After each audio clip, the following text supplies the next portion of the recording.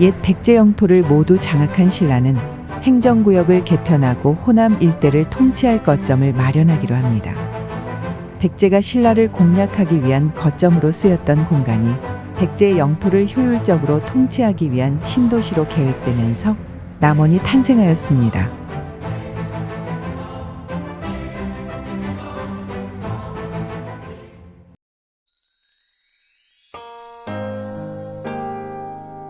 원삼국 시기 남원 일대는 마한의 고랍국이었습니다. 이후 이 지역은 백제의 영향권에 들기 시작했고 백제는 이곳을 고룡이라고 불렀습니다. 475년 고구려에게 밀리기 시작했던 백제가 도성을 잃고 국력을 상실하게 되자 남원 일대는 고령 일대에서 성장한 반파국에게 점령되었습니다. 가야고분군에 포함된 유곡리와 두랑리 고분군은 이 시기의 고분으로 알려져 있습니다. 국력을 성장시켰던 무령왕은 다시 고룡을 되찾았습니다. 그러나 백제의 중흥은 오래가지 못했습니다. 성왕이 관산성에서 전사한 이후 고룡은 신라가 차지하게 되었습니다.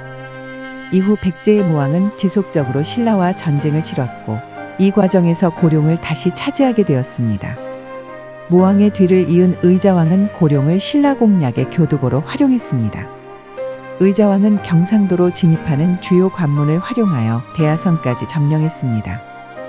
그러나 백제가 멸망하자 이 공간은 신라가 차지하게 되었습니다. 신라는 옛 백제 영토를 통치하기 위한 거점 도시를 계획하기 시작했는데 서라벌과 가까운 옛 백제의 영토이자 전남 일대를 연계하기 위한 공간으로 남원소경을 설치하게 되었습니다.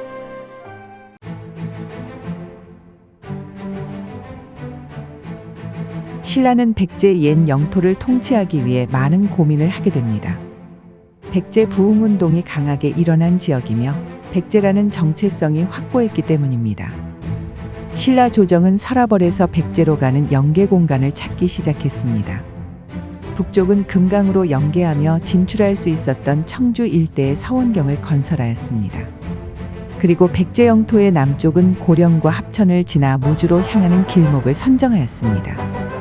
신라와 근접한 공간에 새로운 도시를 건설하였고 684년 남원이라는 이름이 처음 등장하게 되었습니다. 남원소경 역시 박리체계를 활용하며 도시를 계획했습니다. 현대 도시에서도 그 흔적들이 명확하게 드러나고 있습니다. 남북으로 향하는 중축대로를 중심으로 대칭을 이루는 가로망을 구성하고 있습니다. 신라 조정은 새롭게 건설된 도시에 많은 주민들을 이주시켰습니다. 서라벌 출신과 현지인들이 섞이며 새로운 문화가 형성되었고 남원 소경에서 멀지 않은 무주와 완산주에 영향을 미치기 시작했습니다. 남원 소경의 도시구조는 신라가 멸망한 이후에도 유지되었습니다. 비록 남원은 고려시대로 이어지면서 전주와 나주 등의 성장으로 위상이 다소 낮아졌으나 최초로 계획했던 공간의 구조는 그대로 이어지게 되었습니다.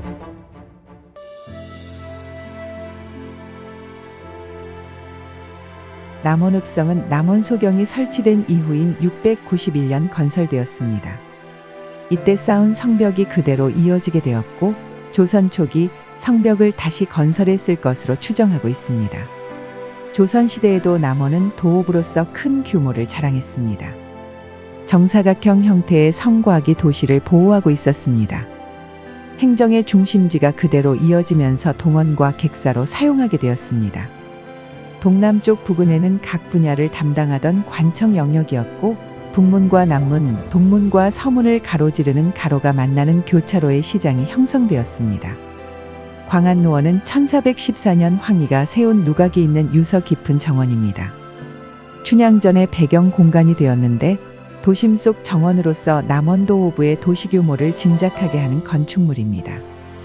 북쪽에는 주민들의 대피 공간이자 방어의 공간인 교룡산성이 위치하고 있어 유사시의 공간도 갖춘 도시였습니다. 그러나 1000년 동안 도시구조를 이어온 남원은 정유재란이 발발하면서 규모가 축소되었습니다.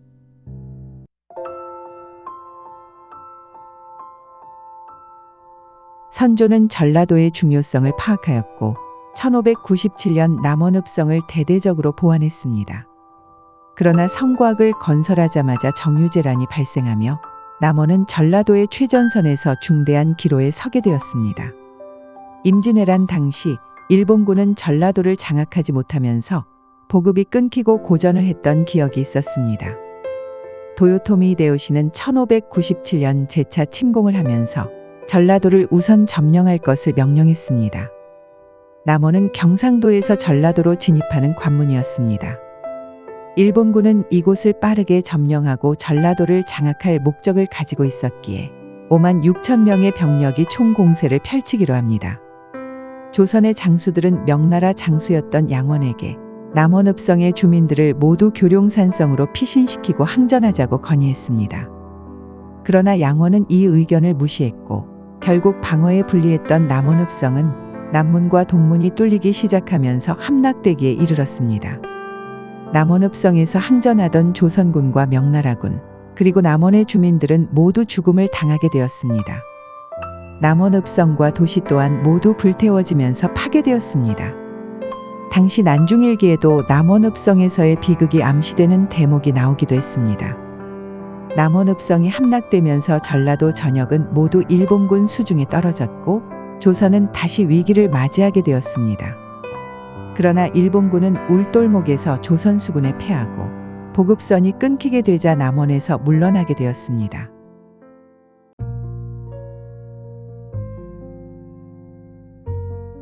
되찾은 남원은 모든 것이 파괴되었습니다.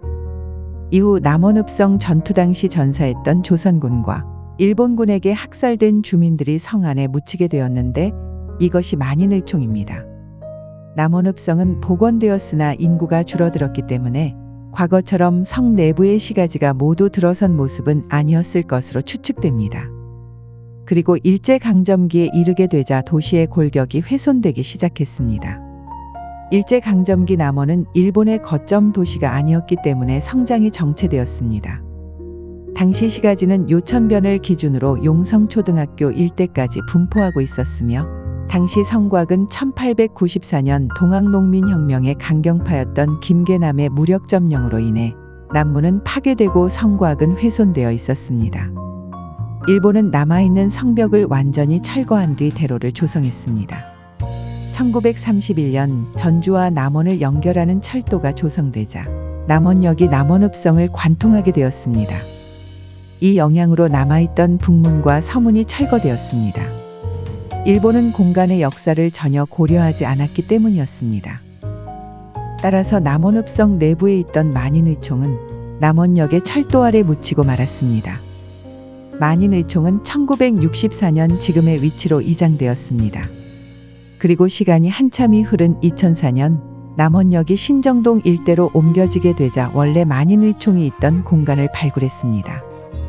그러나 폐기물만이 무성했고 관련 자료는 찾기 어려웠습니다. 남원읍성 내부 한복판에 세워졌던 희생자의 묘는 도시 외곽에 큰 규모로 세워졌지만 비극을 잊지 말자는 취지의 공간적인 맥락은 사라지며 기억이 희미해지고 있습니다.